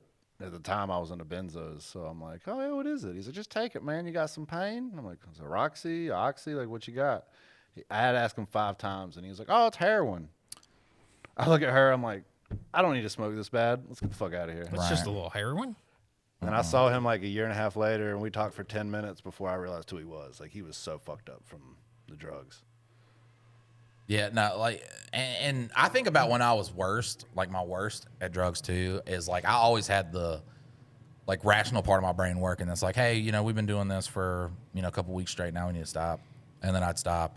And I'm hanging out with some guys at my friend Corey's house, and Corey does not do drugs, but he has this other guy, Corey, like kind of fat guy from.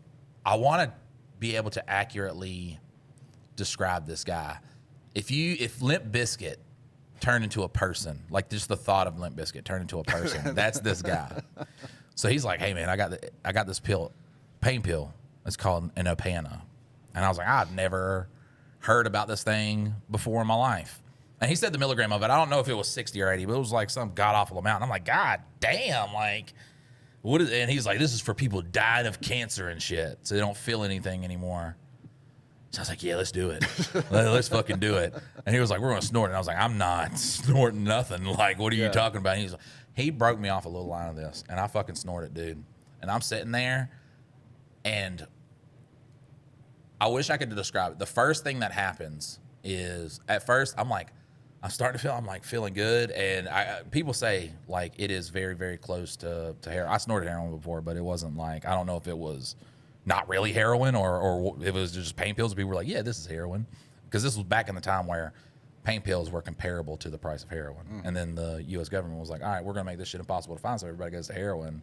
And then, now it's getting mixed with this stuff called fentanyl, but nobody looks into that conspiracy. But yeah, I'm starting to feel it, and I'm just like, because normally when I took pain pills, I would get euphoric. And I would never be the type of guy who did a bunch of pain pills and was just like, yeah, I'm just trying to go to the park. I did that a couple times. I've told Dylan about, like, when I was on my ex-girlfriend's porch. It's fucking the middle of winter. I take a whole bunch. And then I go inside, and I'm fucking trying not to look high in front of her parents while talking like this. Yeah. So I never wanted to be like that. So I felt it, and as soon as I was just like, oh, okay, and, like, I'm ready to start the day, I was just like, oh, no. And then I'm sitting there, so I'm looking down, and I'm just like, blah, I throw up water. And I was like, straight water. Just straight, just the wateriest water. I was like, did I even drink water today to throw up this much water? So I throw up a bunch of water, and then I look up because I'm like, this feels like an overdose. This is how I was talking like a robot. And then I look up at him, and he's just like, he's looking at me, and water comes out of his mouth. I'm like, what is this fucking shit? And that's when I was like, I will never go above this level. I'll never touch this level again. Like Oxy was like the Roxy's, obviously, because they were fucking everywhere in Davidson County. But I was like, that level, that's the level I stop at. Yeah. Anything else, once people are like, yeah, this is for dying people. It was like, oh yeah, well, burn victims. No, nope, not doing that. Nope. Like if you've had a rather tough kidney stone, maybe. But if you were facing dire life consequences, that's not. And then the other one was Suboxone. Suboxone, before we did it, because people are like, you can't like crush up Suboxone or something like that. But this dude definitely crushed it up because we definitely snorted it. But yeah, it is for people to get off of heroin. Yeah. So before we even do it, he's like, oh, have you taken any benzos? I hate benzos. They're fucking terrible. I don't even know how people like those things. But also I don't like getting drunk too. I'm like I said, an upper kind of person, which is funny when I tell people about doing a whole bunch of pain pills. They're just like, well, you said you like uppers. And I was like, fucking, I got jacked on them shits. Like I fucking infinite energy. Yeah, some pain pills are like. Yeah, fucking infinite energy on them. Until we got to a pen, and then I got fucking shut down. But he looks at me, he's like, if you've taken any benzos and you snort this, you will die. And I was like, that should have been my first inkling that I should not do that. So I did it, and it was great at first. Really good. I was like, oh, man, heroin addicts have it easy because they could just go get this stuff for free.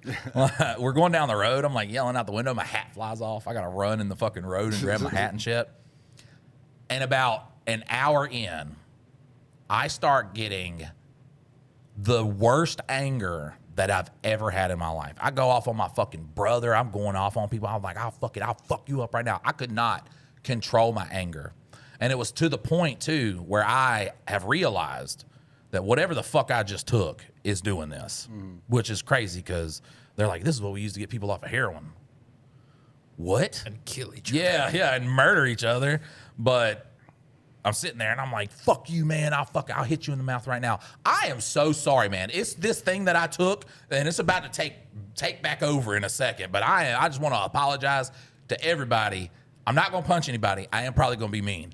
And then someone starts talking. I'm like, shut the fuck up, man. Once again, I can't control it. Literally like old girl from Obsession. Like every now and then you break through a little bit and you're like, guys, it's me, Mike. And then you're back to being angry Mike. Whoa! Like, listen, I am, this is wildly, something crazy is going on with my body right now. And I'm just going to say this is not me. But we're about to get back into I'm getting angry again. Bro, I was so fucking mad. I try to go into the room and I start texting my girlfriend who does not even know that I do drugs. Yeah. Doesn't have an inkling at this point that I do drugs. And like I'm sitting there and I'm texting her and she's like, yeah, well, me and my friend are going to get a pregnancy test. And I was like, oh shit, so she might be pregnant? And she was like, no, I might be. And I'm like, you dumb bitch. She had like a little insert in her arm where she can't get pregnant. I was like, why the fuck do you think that you can get pregnant? And she was like, wow, why the fuck would you talk to me like that? And I looked at the message. The message was horrible. I'm just like, I am so sorry. Today has just been it's been a terrible fucking day. Jesus. I got into an argument with my uncle and shit, and it's like he's just impossible to fucking get into an argument. Most easygoing guy ever. And I'm just like sitting there being a jackass. And finally, after like 3 or 4 hours, it was just like I finally got the release of never doing that again. Yeah. Never doing that again. That's wild. And see, I had a buddy that used to do the Suboxone, and it never. But he was on pain pills. Like, he was addicted to pain pills, and that'd be the only thing he could get to calm him down was the Suboxone. So, like, maybe if you don't already have it in your system and then you're doing it. Yeah, because, I mean, every day of that year, I guarantee you, like, if I wasn't, like, in the wherewithal to be like, hey, we've been doing this for a while. Because when I lived with my friend Brandon, his dad did have cancer, but he was getting Perc-10s, and then he would just give those out. He would tell you to get a Ziploc baggie. And then he's like, here, yeah, take some with you. Don't do too many at once. And go, I remember what it's like to be a kid. That man gave me a house and everything. So, look, everybody has you know what I'm saying? That man, because you hear, like, oh, gave me pain pills when, 16, 17, 18 years old. one of the few people in my life I look at and was like, man, that person was just like placed there. Because every time it felt like it was going to get real bad, like, yeah, there was somebody there to just be like, nah, we just need to go that fucking extra step.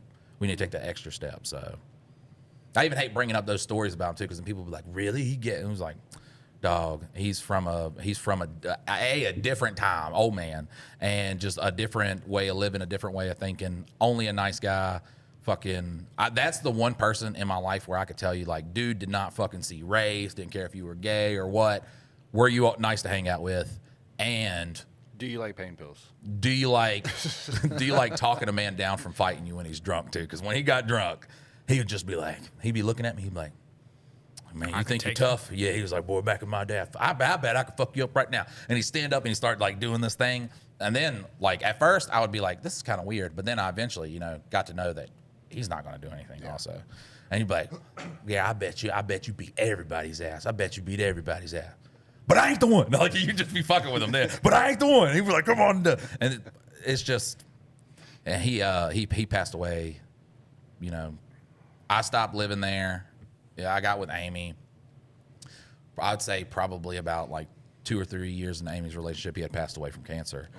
And just like, it's like one of those people that just, it's like literally they come into your life at the right time. Because at that point, when you're living in the woods and shit, and you're just like, I don't even want to go to school. Like, there's no reason to go to school. It feels like the whole world's like fucking against you and shit like that. And then he's just like, oh, yeah, man, you fucking sleep in my house. You're going to school. Like, you don't need to go sleep out in the fucking forest. Your brothers don't give a fuck about, but you ain't got to sleep in the forest, man. You're trying to make something better of your life and shit, too, so.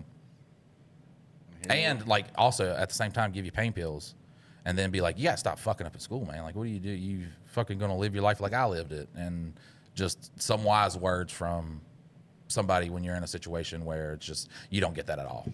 Yeah. Where if you're like, I'm going to drop out of school, everybody's like, you should, man. Look, we dropped out of school. Look how we turned out.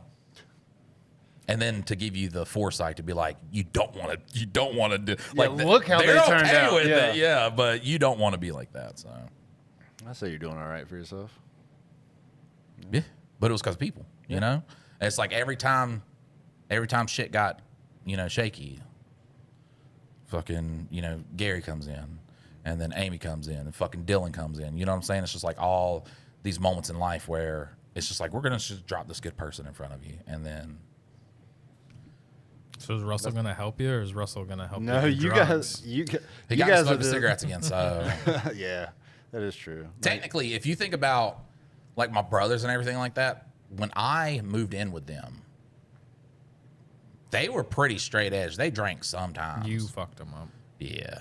And I do feel bad about that. There's been a lot of people in my life where they wanted to be like Mike, and they couldn't hang. They couldn't handle. They didn't have what it takes to be like Mike. You know what I'm saying? So, yeah, I'm 4 days off the nicotine now.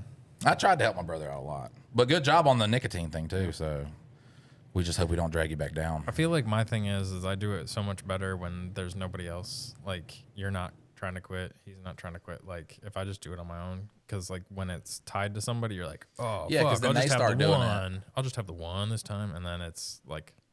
You gotta want to do it. Yeah. Like, I quit smoking before cigarettes, and it's because I wanted to quit. Yeah. I don't want to quit, right? Like, I know I need to quit, and I want to be healthier, but I don't want to quit. Like, I love nicotine. Nicotine's like the one drug that is just like delicious. It's completely pointless. Yes. But it's so enjoyable. And then like the come down from it is just fucking miserable. Like that first day, like I was just like on edge. Because all you're doing when you do nicotine, all you do is get at base. Yes. There's no high. There's no fucking. Just back to normal. There's no energy, nothing that comes from it. You are just getting back to fucking base level person. And it just sucks. That and caffeine, man. But I enjoy the process of it. Like, I enjoy the communion of like going to smoke. I enjoy just like dropping a pouch in and feeling that like initial back to normal feel. And that's the reason I took. There's a lot of times I wanted to quit smoking cigarettes, but I worked in kitchens. Yeah. And it's like, well, you still want a break? Well, that's how I bet you better quit, keep smoking. That's how I initially started smoking, because, like I would trade weed for cigarettes back when I was super young. And then once I started working in a kitchen at the ski resort, it would hit rush. Like everybody would be coming in to order pizzas. I was the only motherfucker in there because everybody else is out on a smoke break. I was like, fuck this. No. Like, if this is how this is going to go, I'm going to go out on smoke break too. And there just won't be fucking anybody in here. And so then we had to start like rotating shifts, or rotating our breaks. But like once I did that, like I had to go outside and smoke a cigarette in order to get the break. Yeah. Otherwise I was just stuck in there by myself. So I was like, fuck this. I'll just smoke. And then that's when it like really became a habit instead of just being like, you know, like a young kid going, not even inhaling it. yeah, just you're smoking because it's cool. But then I really started smoking. I think the funniest thing on the whole restaurant gig is like the restaurant gig was what told me that I was really fucking up and hanging out with the wrong people. Cause I would just go outside and be like smoking a fucking cigarette and talking to bitches and shit, like not caring. And then I had got jumped at La Hacienda because I misunderstood someone saying hey to a friend. I was like, oh, dude, he's talking to my girl. I got to go fight him. And then, you know, his uncle and dad proceed to get out of the car. And I'm like, I'm still going to fight him like a dumbass. And I get jumped there in the parking lot. The worst thing, thank God, was the uncle, when he grabbed me and brought me down, I hit my knee on the asphalt real hard. So, yeah, it fucking dead-legged me. And I had to walk through Lajas with blood just all over my leg. But then the young guy comes to knee me, and he knees his uncle. Nice. Yeah, I got away. I was like, this is... I used fled, like in Pokemon. I ran away from the battle. But is that winnowing? And yeah, I went out away. Yeah, hobbling though. I went through the bowling alley that's right there near the Laja, and people were like, "Do you need help?" Because I had blood all over my leg. It's like the filming of just, you know, chaos had ensued, but then this person just covered in blood just walks through. Yeah, I'm like, yeah, if you could just like drive me a mile down the road to my grandma's house. Thank God, I literally get outside. The cops are already swarming in fucking Lajas. Have them in handcuffs. They had drugs on them, which you know. Shout out me, I was just trying to, you know, clean up the streets. Too, right? Fuck yeah. You had drugs on you. But then my friends, I hear honking, they're going, night, and I'm like, fuck yeah. And I look in the back seat, and the back seat has 3 people in it. And there's this one small kid, Justin. I'm like, you're gonna have to pop up and sit on my lap, buddy. And they were like, all right, yeah, get in the fucking car. And that's the one thing good about juggalos. They didn't care. They'll put 15 to a car. Well, yeah, they're clowns, so they get to they all stuff in there. So the next day I wake up, my leg is swollen. That was great, Dylan. You need more recognition for that joke. Anyway, sorry. What did he say again? I'm sorry. You said juggalos will fit a bunch of people in a car. He's like, yeah, because they're clowns. Oh, yeah. 15 people in a car. Oh, I'm sorry. I just need to recognize how good of a joke that was. That was really good. That's why we got you here, because that would have just went completely missed. But my legs is so swollen the next day. So I don't even know if I called out. I just didn't come in. So then I go to work, and they're like, yeah, you're fired, man. Like, you fucking do nothing. Dude, I was the busboy, and I would go out there to like a table full of girls and just start like busting tables and shit like that. And there was one where they were like, yeah, we're going to go to High Point University to go to a party. Do you want to come? I'm like, yeah. And I just left. And they called me. They were like, hey, why did you leave? And I was like, oh, I wasn't feeling good. And I was like, yeah. So if your shit isn't clean by the end of the night, we're going to fire you. So at 11 o'clock, I went back up there, cleaned up and shit like that. I was like, oh, yeah, I'm so sick and shit like that. Fucking cleaned up, and then I left and went back with the girls. But I was a terrible employee. And I knew, I was like, this is stupid. Like, I should not be doing this. I should not be outside talking to girls for a fucking hour. You know, I'm 18 years old. That's what I'm going to do. That's what you're supposed to do. Yeah, that's what I'm going to do, though. So I'm out there, you know, not doing what I'm supposed to do. My leg hurts. My girlfriend's like, oh, just come over here. I'll take care of you. And I was like, I'd much rather get pussy than go to work. Of course. I'm not going to hobble around. So I go over there. That's where I spent my day. And then I come into work the next day, and he's like, yeah, man, you're gone. I can't do this. And I'm just like, I feel you, bud. Like, I get it. And then every single one of my friends that worked there was like, man, he's a fucking bitch, dude. Like, he's a bitch. Every time I see you, you're busting your fucking ass, dude. You're busting your fucking ass. I'm just like, Did we see the same I thing? think y'all guys hold standards like, y'all are not holding me to the standard I should be at to be like a person, just a functioning person. You know what I'm saying? So I 100% agreed when he fired me, and he was mixed. He's being real racist about it too. He's like, he only favors black people. There's one black girl that works there. I'm pretty sure there'd be more than one black person if he favored black people. Yeah. Also, but they were like, yeah, man, he just doesn't like white people. I was like, I think that it's because I allotted my time horribly there. Horribly. I did at least a day's worth of work the 2 weeks that I worked there. maybe. Like I was just not. I think I worked there for 2 months, and the first set of dishes that I sprayed out and put through the dishwasher, that was the hardest I worked all shift. And then after that, I was just like, I could fuck around. And then when they're like, hey, we're running out of stuff, then I'd like go back there, do it real quick, and then I'd fuck around. So, I mean, that's kitchen work. Yeah, I was there, 6 hours, and yep, I'd say probably about a good 45 minutes was spent working. And that was me going, I got to wash all this shit so they don't get behind. Yeah, the last kitchen thing that I did, I worked produce at the grocery store, and I would just get like as much of my work done as I could in the first like hour, and then I'd coast. And then like the last like 30 minutes before I was like having to leave, I was like, oh, do everything. And then that was my day. But there was like that big block in the middle where I'd go, flirt with the girls in deli, walk around, maybe eat some seafood over at the meat department, just fuck off. Getting that job there too was the guy that trained me. He was a dick. And he's just like, man, I don't know if this guy's gonna be able to do it. I'm like, dog, we're washing out cups and putting them in the dishwasher. When we're done, we're stacking them up. And as soon as I think I got trained maybe like a day and a half on it, they fired that guy. I was just like, Jesus Christ, dude. You're so good at it. They just didn't need him anymore. Well, the whole thing is like everybody that was in that little Juggalo gang worked there, and they fucking hated that dude. They did not like him. So I guess they were all they was like, oh, we'll bring Mike in, and I was like, I think they made the wrong decision. No. Because that guy was like super strict about doing the job. And he was like, yeah, man, you got to make sure the tables are done, dude. He's like, don't have 4 or 5 tables stack up on you. Did they wear the face makeup? We should do We should do a parody of. They dead ass may have wore it a couple times too. But they're getting sweaty from working, so it's like all in their eyes. No, Mike has a really good skit that we have to do. That's one that we should definitely do. We should get that. Oh, that would be, Russell would be real good for that one too. Hey, let me know. St. Pablo's industrial face paint or industrial paint. Yeah. No, not face paint. Yeah. We'll get it. I think that's one we need to do. St. Pablo's the best. No use on face. No put on face. Yeah.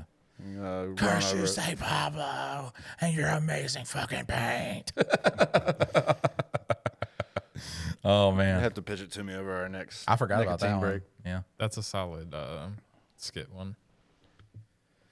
Yeah, but I think we should wrap this because we're at it's 4:11. We're back to Mike and Dylan. Hey, drama. This is we are cooking. We're cooking with oil now. I'm glad to see you back. Yeah. So, the winner of the Labor Llama. Yeah, we'll be releasing this, but it's already on Reddit. Yeah. Mm-hmm. Yep. And we've reached out to whoever it is. Absolutely.